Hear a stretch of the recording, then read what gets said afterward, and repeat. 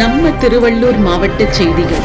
தளபதி விஜய் அவர்களின் ஆணைப்படி பொதுச் செயலாளர் திரு புஷி ஆனந்த் அவர்களின் ஆலோசனைப்படி திருவள்ளூர் மேற்கு மாவட்ட விஜய் மக்கள் இயக்கம் சார்பில் பூந்தமல்லி நகரம் துப்புரவு பணியாளர்கள் சுமார் 200 பேருக்கு மதிய உணவு வழங்கப்பட்டது. மேற்கு மாவட்ட தலைவர் திரு ஆர் குட்டி அவர்கள் தலைமையில் நடைபெற்ற இந்நிகழ்ச்சியில் பூந்தமல்லி நகர நிர்வாகிகள் மற்றும் தொண்டர்கள் கலந்து கொண்டு சிறப்பித்தனர்.